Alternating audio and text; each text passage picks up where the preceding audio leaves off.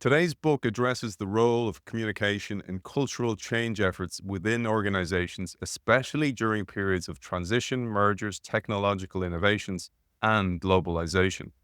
Our guest includes a development of nature and function of organizational cultures, discussion of the role of leadership in providing visions and framing organizational events, investigations of ethical issues, and careful examination of the importance of member involvement in change processes.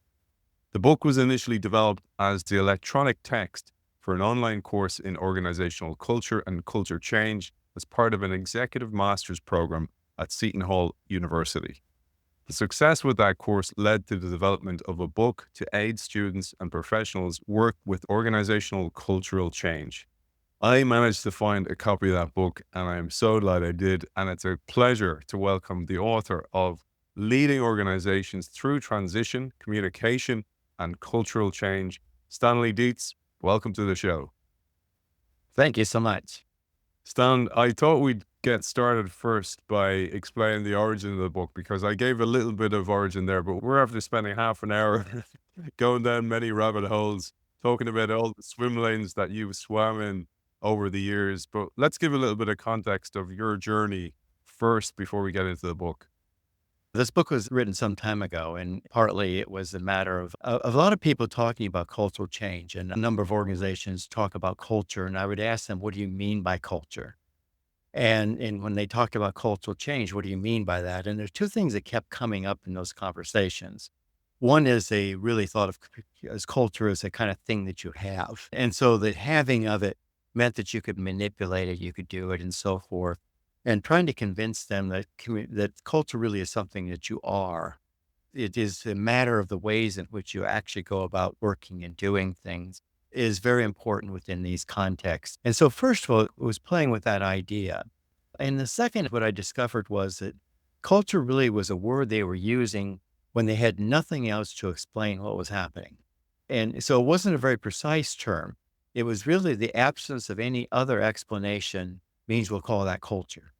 And so around this idea of trying to get clear to people that culture is something that you are, the ways in which you be in an organization, and to try to get clearer on this very idea here that the culture really is something we can look at. It's not just a absent variable. It's not a black box somewhere that you just glump everything into. Those two interests were really what led me to be working more and more with culture. The Seton Hall opportunity was simply a case of fairly early on, some programs were starting to think about what online education for executive masters would look like, because executive masters didn't have time to come to classes and so forth. And they were particularly looking at a number of people that were very successful in their jobs, but didn't have a master's degree in business. And there's a funny world out there that you can be the best engineer in the world, but not having a master's degree puts a ceiling. And so they bump into these things. And many of them, of course, have families. There were a number were women who were trying to maintain a lot of other connections around things. And so Seton Hall was thinking about this in the sense of let's do something that people can do at 2 a.m. in the morning. And really thought about this as a course for somebody to do in the wee hours of the morning, in which we had all these chat rooms. And the chat rooms themselves were extraordinarily interesting, where I could enter into these kind of asynchronous discussions that people were taking place based in incredibly rich experiences. And the people on the ground know what's happening in organizations. The people at the top frequently have these relatively more abstract ideas, and they're frequently finance people.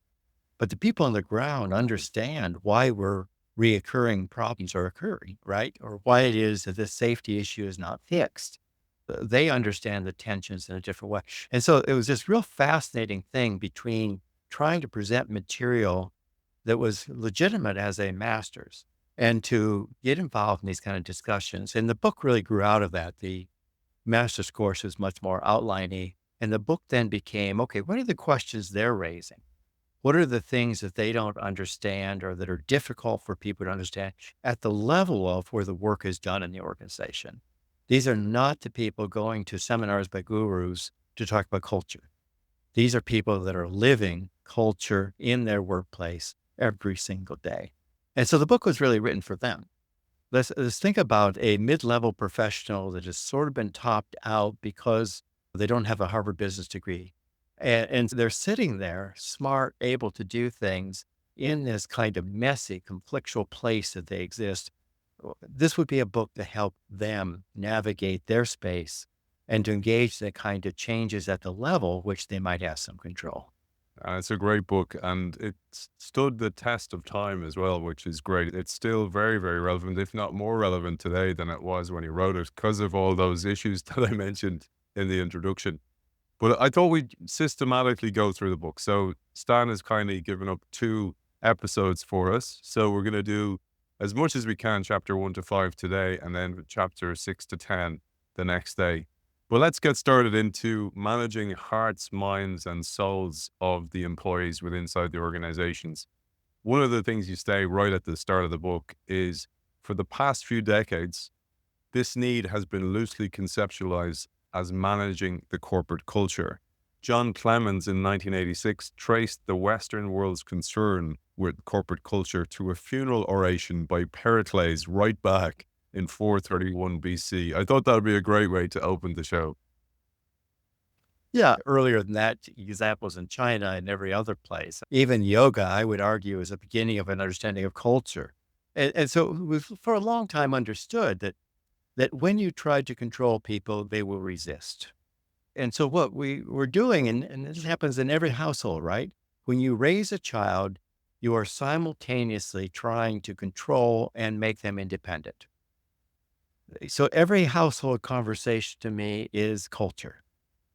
Because ultimately what you want, in some sense, I'll jokingly refer to this, you ultimately want the child to do on their own what you otherwise would have to tell them to do. That's when you call them an adult. And that's an enculturation process. That's not a bunch of rules and instructions, because you can't be in all the complex places that a child will be. You can't be in the world they will grow up into, right? And so what you're really doing, even as a parent, and this had to be known from the very first moments of civilization, that even as a parent, if this thing is going to work, you've got to have some way that the person internalizes something so that they do on their own what is good for the community, what is good for the family. And so I think the ancient origin of culture, we can trace it to a particular kind of writing, but the concept of culture is one of the most fundamental human problems. And that is, how do we create a situation where we can coordinate actions at a distance without feeling as we have to do a surveillance and control, in which the people have considerable capacity to customize their choices to the circumstances they're in and still be guided by something that helps coordinate and work with the community. And so for me, the concept of culture is one of the most fundamental things that we learned as we start living in it, even in the most tribal situations. Absolutely. And I was thinking about tribal situations, absolutely tribal. I was reading a book called Raising Boys, a guy called Steve Biddulph. It's a brilliant book. And he also went on to write one about raising girls. But he talked about when the child is around 13, that they usually go through this rite of passage where they go and stay out in the wild themselves. And then all the men of the community go and scare them, and they get through Right. that night. And it's this kind of moment of, as you said, what will they do? How will they stand up to that moment, etc. And it's one of the big challenges with having it too soft for children at the moment, because they don't build that resilience. Yeah, it's an interesting trap, right? And that's the reason why we make morality here also a very important issue. Because when we talk about these things like culture, we're not only just talking about how people behave and how they fit in the community. We're talking about what kind of human being we're creating. What is the agency and autonomy we're giving to them? And I think the kind of liminal thing that was done in so many of the tribal situations where the person was betwixt and between, and they get into this space where they actually learn to stand up for themselves and to be a human being, is something that is very important, right? But it's also, you have to remember that those cultures were also misogynistic. Those cultures were also very controlling in their ways of doing things that tend to be very distrustful.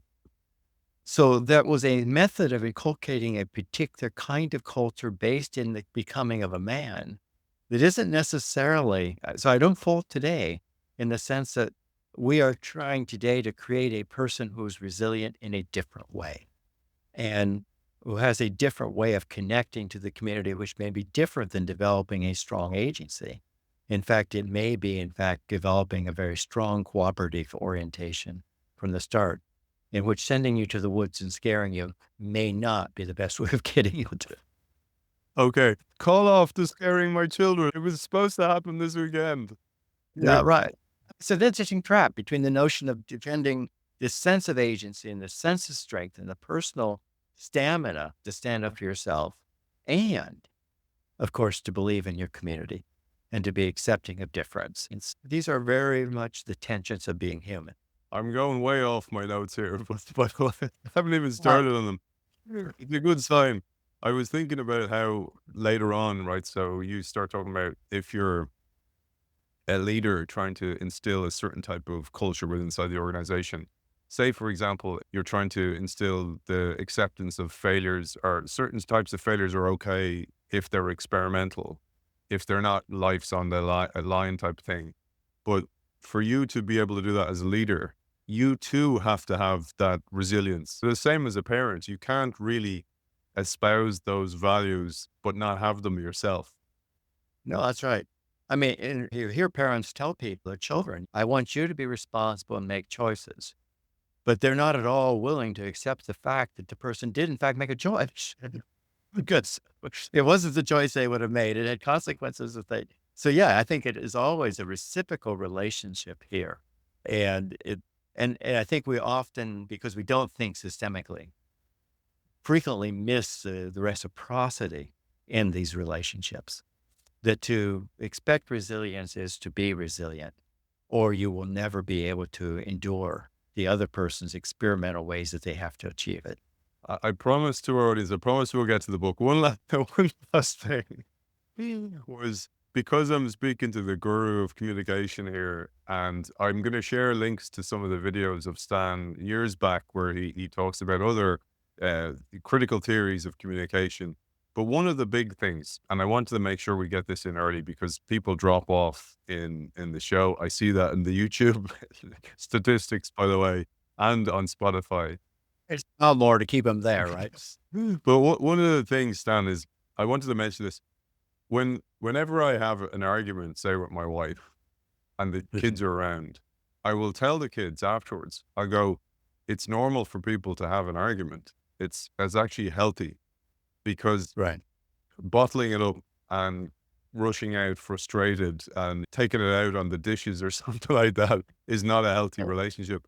And I wanted to say that because that is something that is so alien to our culture. We tend to avoid this. And it's something that's critical for innovation to have those positive arguments where you listen to the other side of the party, where we should be teaching this to children, how to communicate. One of the things I've done in companies, and never had the guts to do this to my kids, but part of the notion of conflict is one thing to tell people that it's normal and we're going to do these things, but turn the question once in a while. And that is to turn to the people that watch the argument and say, how did we do? I mean, the simple question of we can engage in a conversation about the quality of our arguments.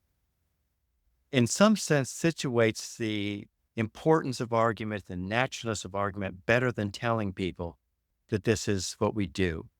And if you can imagine the children's face by actually being able to do a critique session on their parents' capacity to argue, it would be, I think, incredibly valuable for both sides because parents don't necessarily hear what the kids are hearing when they argue.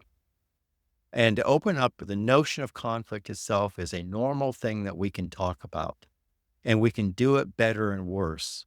And I can talk about why it is we should choose times and places where we argue rather than just have it happen when it happens. These are incredibly interesting conversations that can be had in the workplace that are often not had because it's not just that the conflict now means it's awkward, we don't know what to do, but it's also frequently just put aside. Oh, they had a bad day and we don't get the learning from it because every conflict has a learning. And it's one of the most important learnings almost always has been that I've seen is that the conflict we're having is not the conflict we have. And once you start talking about how did we do, you get closer and closer to the idea we weren't really fighting about what we needed to fight about. And let's get that on the table because that is critical to organizational success. Brilliant, brilliant. Well, now that's my weekend sorted. I've cancelled the scaring my child. I'm going to have an argument and let them watch. Stan, I won't record it and play it as an episode of the show. You comment on their arguments all the time, right? You Absolutely. keep telling them, fight, you shouldn't do this, you shouldn't do. And I think this is one of the important lessons of organization is to open up the notion of the engagement of ourselves with each other. So manage it isn't a know-all.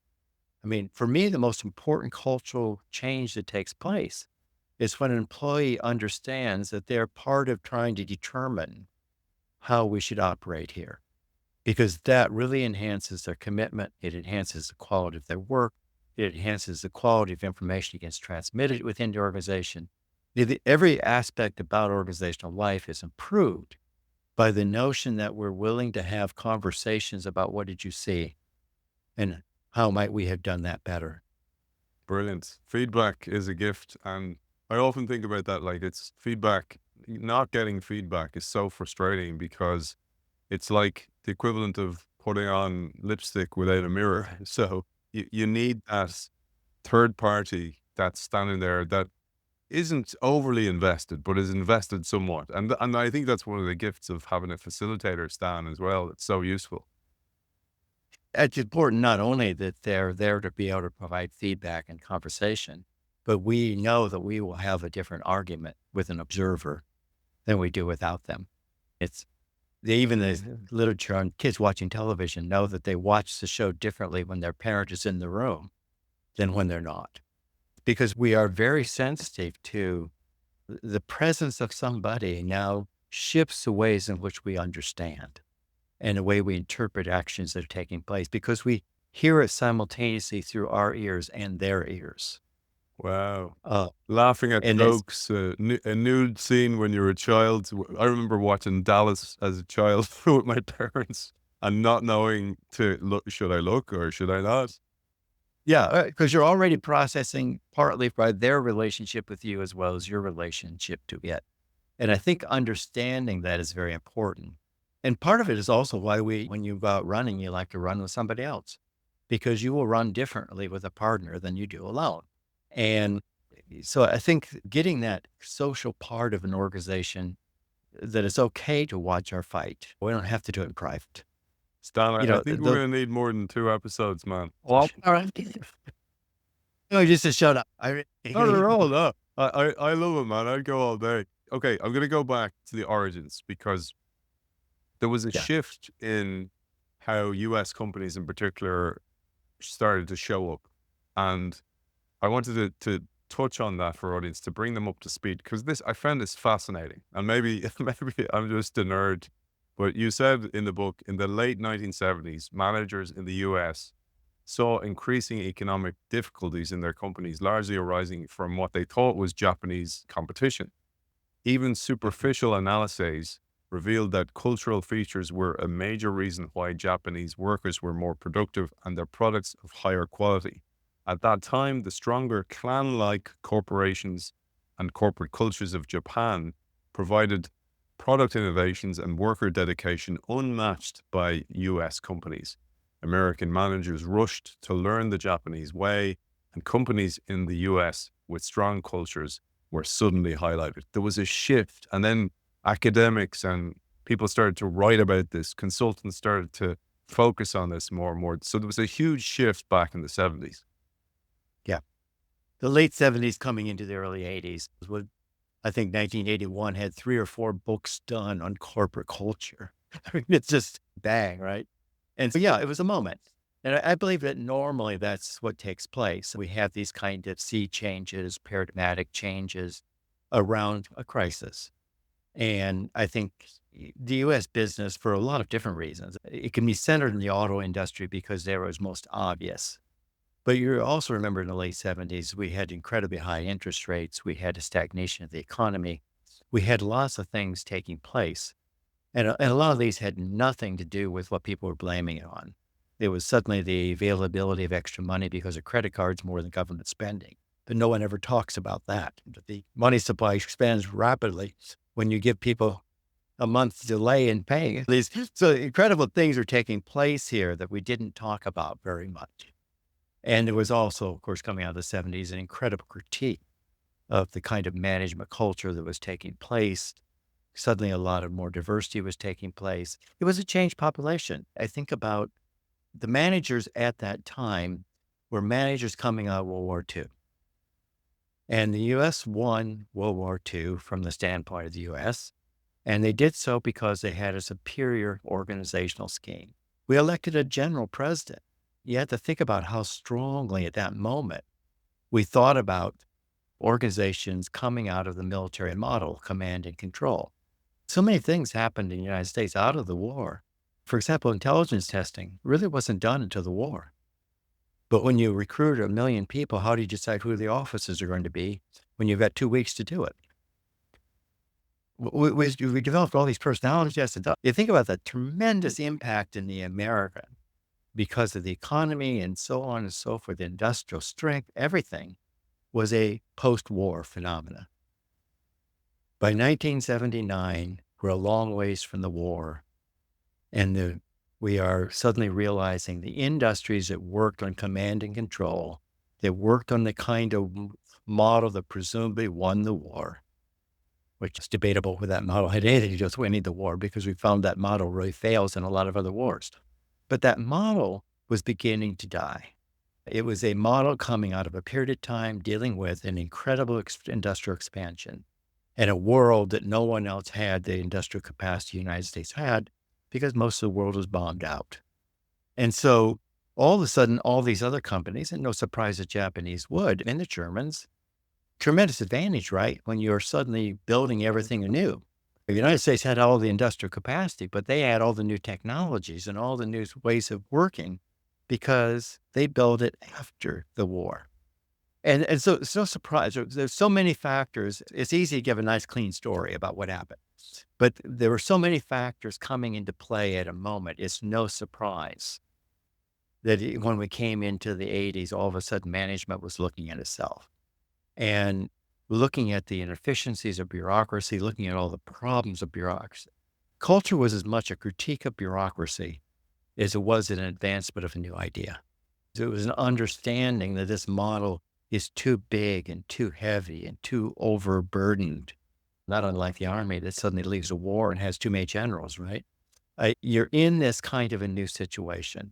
And so the Japanese were the easy one to pick on because in the auto industry, they beat us. And they beat us big time. GM was losing the market shares like crazy. Ford was losing. And so it was no surprise at that moment. Everybody's writing books about it. Everybody's trying to jump on quickly onto the bandwagon. All the academics start doing it. And the academics were talking about culture in a very different way than business were, because the academics were talking about it, and it's more this sense of it is us rather than it's something we have and we have to manipulate and change in some way, which is really an old control model put on top of culture, right? And so this was a historical moment. And it created its own. We suddenly were loving IBM and other the more tight, strong culture places. But of course, by the late 80s, all these companies are also failing. IBM is suddenly losing market shares to everybody else. And precisely for the very same reasons that they succeeded here, we're now finding that they're failing there. They can't do the innovations and so forth because they have such an IBM way of doing things that you can't do it. Others were having a different effect. One of the other crises that sort of took place is that the new understanding of culture and the flattening of organizations that came with that all of a sudden led us to having too many middle managers. And one of the interesting crises in the United States was suddenly the thinning of middle managers, which had an effect economically, because now college students' most likely job was to move into middle management. Those jobs weren't there anymore. And so you suddenly we started developing entrepreneurial cultures. Think about the number of things we developed because of a cultural shift that took place, needing a significantly different culture, okay? I don't want to go too long into it, but I think we always have to understand these historical events as far more complex than the stories we make of them, Fantastic, Stan. I love the serendipity that happens from the show. Oftentimes, I've read something before, I've interviewed somebody, and these ideas marinate and fuse together. And one of the great experiences I've ever had on the show was to interview in a 9-part series the founder of Visa, D Hawk, the late D Hawk, brilliant guy. He was a mentor of mine, wrote the foreword to my book. But he talked in his book, The Birth of the Chaotic Age. He talked about this idea of the machine metaphor. And I grabbed a quote here just to read to you, because I thought that, as you were saying this about the whole idea of the metaphor of the organization was based on two things: religion, the structure, the hierarchy, and the army. And even the words we use, going to battle with the competition, all this kind of words. But D Hawk wrote, deep in most of us, below our awareness, indelibly implanted there by 3 centuries of the industrial age, is the mechanistic, separatist, cause and effect, command and control machine model of reality.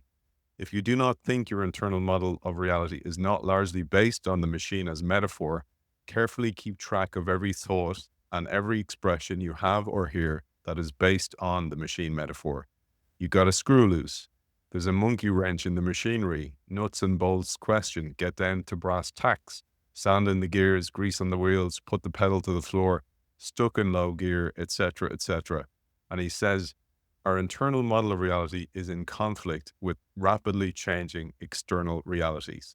I thought that absolutely sets us up beautifully to talk about the different worldviews that are in play. And maybe also an opportunity to talk about metaphor here and how important that is in organizational change. Yeah, the worldviews clashing is important in every historical moment. And I think we're in a very important historical moment right now. I mean, that AI and other kinds of new things coming into the organization is making a significant change, and at least in the companies I deal with, and I think it's international. The generational change is being felt deeply. The new generation's metaphors are not machine metaphors. They are far more chaotic than that, far more willing to recognize the tensions and conflicts that exist and not try to control them, because their lives are to some extent out of control.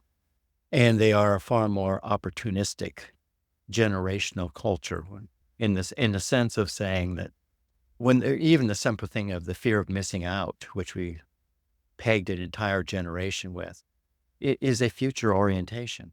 It is a desire for richness and completeness of experience. And when you want a rich, complete experience, many of our companies don't give that. Even most of our best companies don't give that. We've always said that companies worry about motivation when their work is not interesting. Because if you have interesting work, you don't need to motivate anybody. And so you look at this kind of a change taking place and a number of factors which are coming into play with this.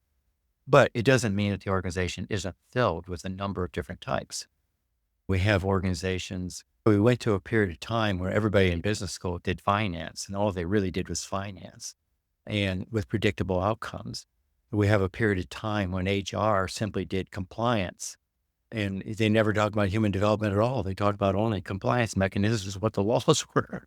And these are generational movements that come in, and they come in with extraordinarily clear mindsets, because they not only recruit people who have that mindset, but now they train people to perfect that mindset.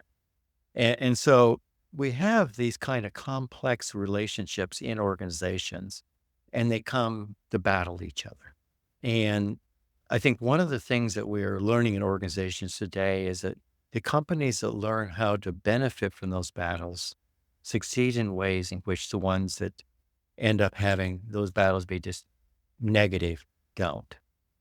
And hire managers who recognize that their particular worldview coming into the organization is a worldview, not the worldview, is a critical piece of trying to understand how these cultures come together. Because even in the strongest cultures, we always have cultural fragmentation. We also have competing cultures and countercultures. Before, they were treated, many of the people trying to manage culture, as the problems. And now we're really much more a place of saying those are the benefits. that innovation resides in the having of countercultures and fragmented cultures and having the capacity to be able to bring that together productively. And so we've got a struggle. The United States is feeling the struggle in a much broader sense. The red blue is a metaphor, but it's not unlike a very different mindset toward difference. The one is it is an assimilation concept. That is, people are different, therefore we have to make them like us. And another is a diversity standpoint, which is people are different. Wow, we can grow. And those two mindsets are in every organization, and they don't reside comfortably with each other. They are very different ways of understanding. And the reality is that you need both.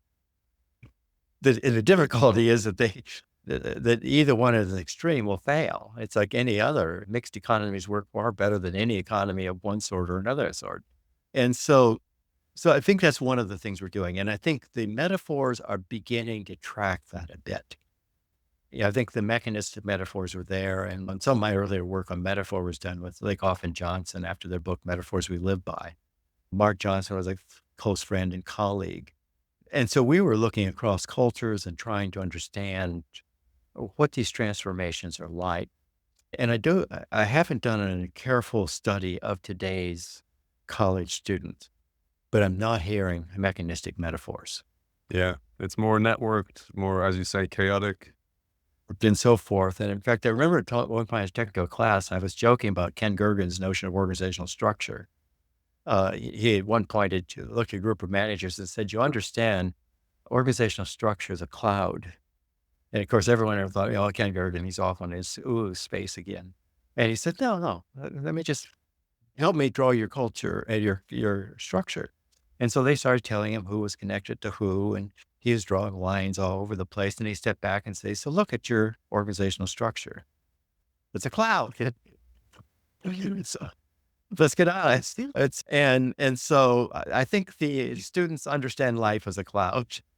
Just for our audience, we had George Lakoff on the show on Metaphors You Live By. I'll put that in the show notes, and on YouTube here, wherever I'm pointing, will appear up on the screen.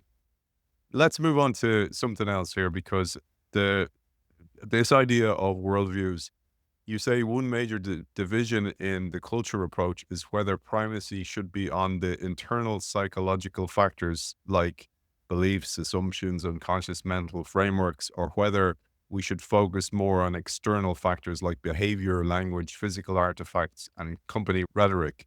I thought that was really important, because you say a basic assumption of this view is that we can best change the habits and actions by first changing an employee's internal values and belief structures. So change how they think in order to change how they act.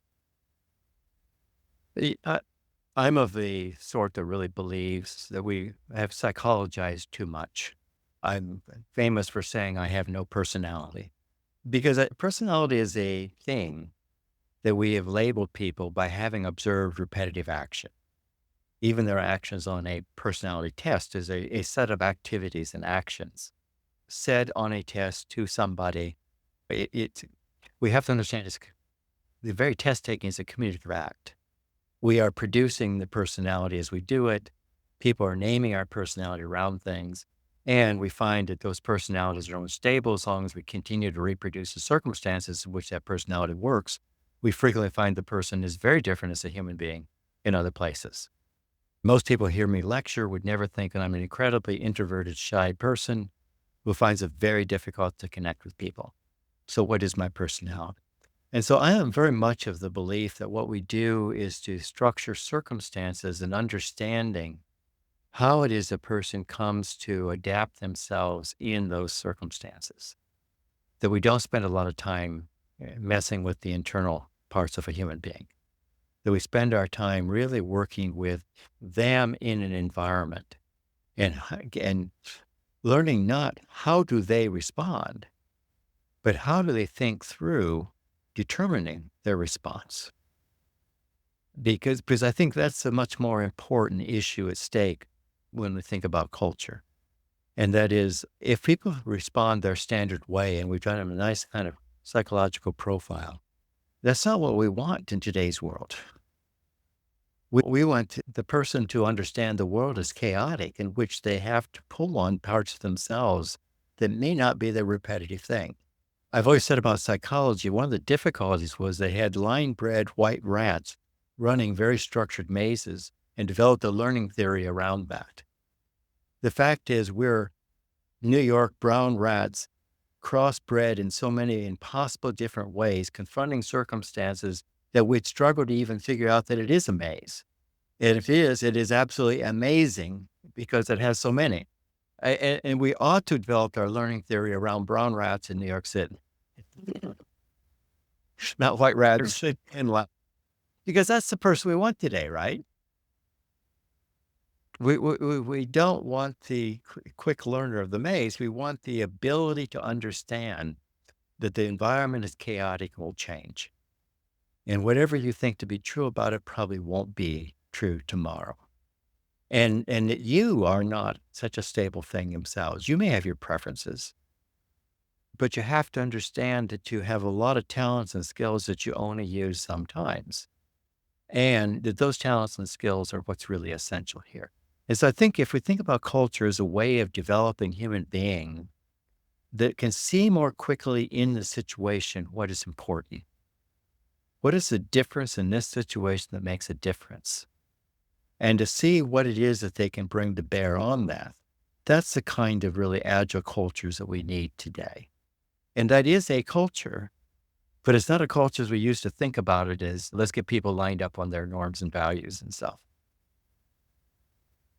Fantastic. I was just thinking about the idea of the rats. You want a more, because it's more networked, and it reminded me. I don't know if you know this story about how researchers used slime mold to map out the subway system in Japan. Did you see that?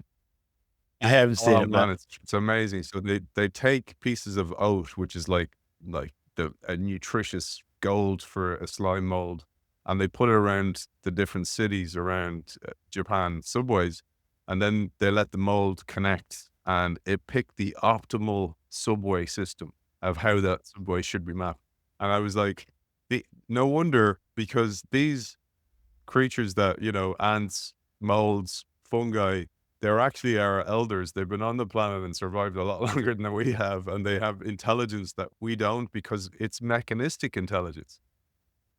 yeah. And one of our advantages and disadvantages is we've always had the greater ability to transform our environments than most other creatures have had. Therefore, other creatures have tended to find highly adaptive ways to fit the environment. We have found massive ways to change our environments. And I think we have to understand that both in its benefit and its costs. Ecologically, we can see some of the costs of the endless ability to maintain unsustainable lifestyles in this context, because we can manipulate our environments to sustain that longer than any other creature could have. But we also have to think of this in the other way, and that is we have a profound ability here to produce healthy conditions for human beings to make choices that other creatures don't have. And I think once we think about it in that way, that we have the capacity to do things like change environments, but in that way have an obligation to change environments in a way, and that's not measured by the bottom line.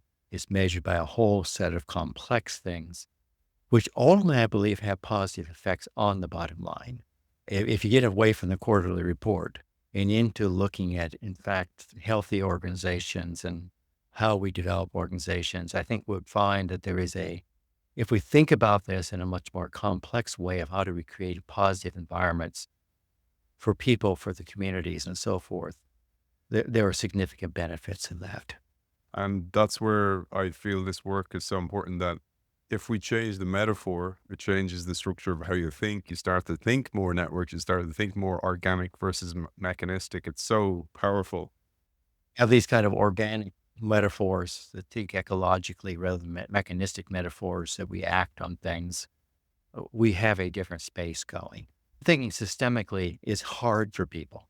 When I was working on nuclear power plant safety, trying to work with, I used a simple process called soft systems analysis, where we actually could map out how one parts of the organization's decisions impacted other parts.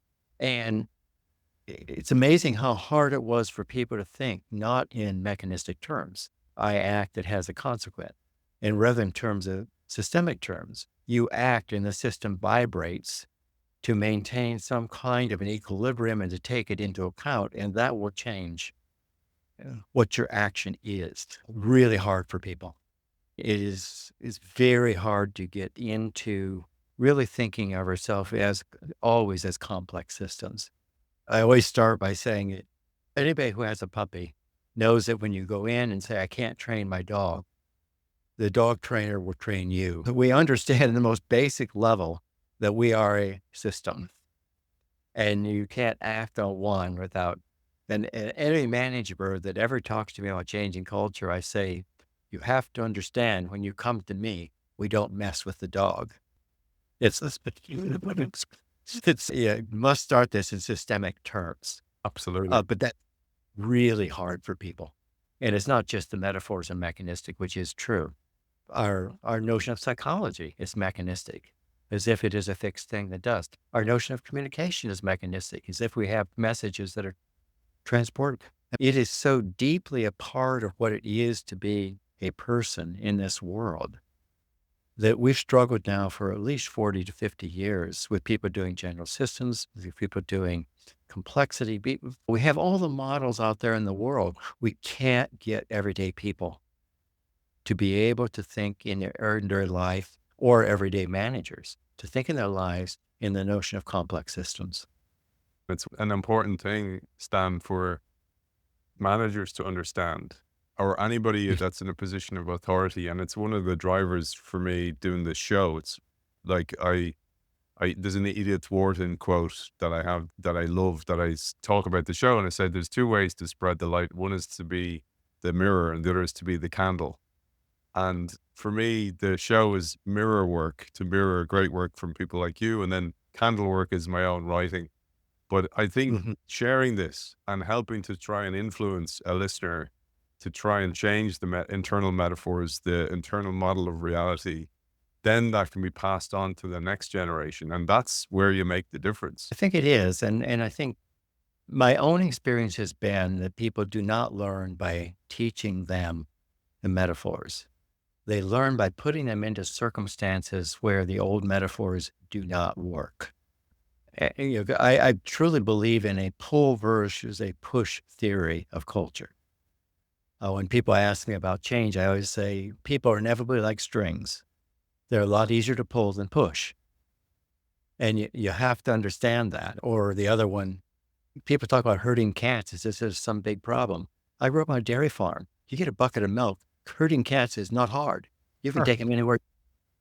You have to understand that the pull of something is what works with human beings, not the push.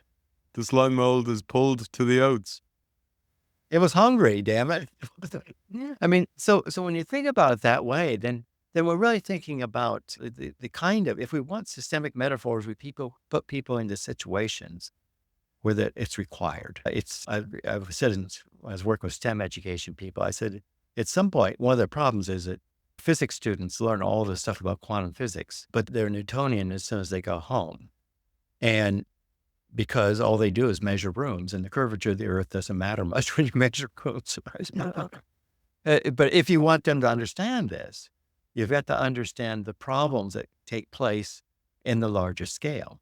And the same way with workers. You can't simply put them into mechanical spaces and express them to understand systems. That's one of the huge problems with my work. I go in and I talk in organizations. The goal is to try and change the lens through which they see things, how they show up, how they approach innovation, say. But it's useless without the opportunity to practice it then afterwards, because you have nothing then to stick it to. No, that's right. Or if you don't give them the skills to do it along with it. I work with all these people that implement teams, and then I don't understand why they fail. And I say, what were the skills you taught them about teams? No, you spent all your time persuading them that teams are a good idea. You're so surprised they end up having the same long, worthless meetings you've always had, because The capacity to do a meeting is a new skill. It's basically what you're doing is the same thing that happens in elementary school where they've suddenly discovered teams. You put kids together on a team, and the lesson they learn is teams are highly inefficient. And if I don't do it myself, it isn't going to get done. What a terrible lesson to learn about a team exercise, right? And that's about how we design the team itself and the activities. So it is the focus on that these take real talents and skills and the ability to practice, not selling the concept. And that's hard because I actually joked to a guy once, the manager was saying, I'm having a terrible time training people to do teams. And I said, so what are your team skills? No, he's really good at giving orders and instructions. I tell them what to do and they don't do it. God damn it. Whatever you would have to learn to be a team person, they have to learn too. And don't believe that I always joke about democracy in America. We make believe that you put people in a room and stir and you have democracy. It's actually the most difficult skill that I can imagine. And we do the least training toward managing how to do it, right? So I think you're right. Practice requires that you've identified the skills that we need it for the practice. And to your point, so important. One of the most frustrating things in my line of work is when it's ordained from on high that the team need innovation training or a keynote or something like that. And then the leadership don't show up to that meeting because things are too important. And you're the guys who need to be here more than anyone else. We'll get to talk about that.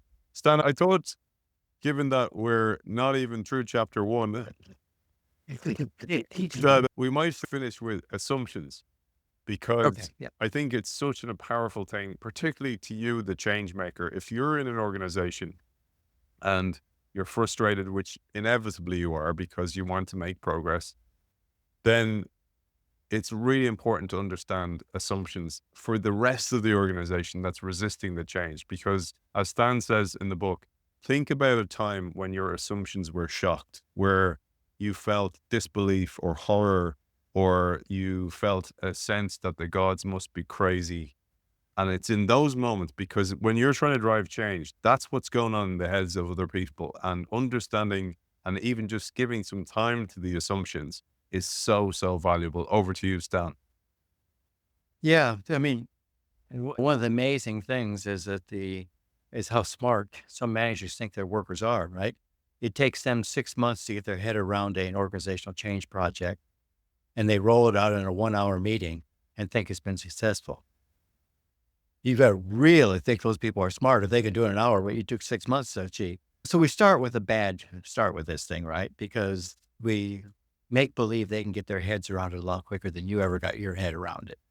And we don't assess very clearly how they will begin to think about how that change will have impact directly upon them, right? And this is, for most people, this is it, right? That is that I'm trying to work out that if we do that, what will it do to the various kinds of relationships that I have, the skills that I have, what's going to be expected of me, what the reward. We're talking about a whole bunch of things that a person has to get their head around, and they know full well how the past has worked. And now you're presenting something which sounds like a brilliant idea, but none of the little strings. How does this work itself out and so what happens, and especially we see this in public administration, but in a large bureaucracy, most people in the organization are what we call weebies, which is basically an attitude, we be here, you be gone. Because think about how many change processes the average worker has gone through. How many brilliant new ideas that the guy picked up at some have come into. And so it's no wonder that there's change fatigue. And change fatigue is based largely in the kinds of things. This has happened too often. It has been uncertain as to whether actually will ever be fulfilled. It's unclear what will happen to me. So just simply keep my head low, and eventually we will win, because our old system will continue to reproduce itself against whatever thing you come in with. And to make it worse, most of the managers begin this whole thing with fear. And that is, if we don't do this, all these things, right? And without understanding that when you produce fear, you've reduced greatly the likelihood of change. Because the more fearful people are, watch your body, right? The more fearful you are, the more you pull in. And so many of these things are created by this notion of fear, presuming that fear will motivate people to change, when the reality is that fear almost always leads people to protect. And so part of it is to recognize the period of time that takes people to get their head around it, make sure that it's focused on the positive outcomes, that there are very clear strings that we can see that attach what is needed from me to the positive outcome that will be achieved, and that we give people the kind of milestones and small wins that it takes to understand that next week, this will be different. 3 months from now, this will be different. This is not one more time that we're going through rigmarole and never measure whether or not I made any difference, right? But get these basic things in place that is positive, that is identifiable, that is clear about what is going to be needed, and we're measuring incrementally as we go, is extraordinarily important. And we don't see that in very many change processes. Beautiful. Beautiful, man. That's a brilliant way to end part one. And I highly recommend the book. And we're going to talk about vision as well, because vision is the strings to envision that future, to help people pull them to the future, not push them as well. Stan, for people who want to reach out to you, you do a select amount of work with different types of organizations. Where's the best place to find you? I have a website that's under my name, standeetz.org, which is always the easy thing. People can freely email me. It's not at all hard to find my email address since it's everywhere on the web. And it is, again, sdeetz@sbcglobal.net. And so it's always available. I'm very good at screening things and responding where I can. I'm on LinkedIn. If people want to find me, it is not hard. That's a good and bad thing. Stan, I'll link to your website as well so people can find you. For now, absolute pleasure, man, talking to you. And this is the book. If you can track it down, it will set you back $100 like it did for me, leading organizations through transition. Author of that book, Stan Deetz. Thank you for joining us. Thank you so much.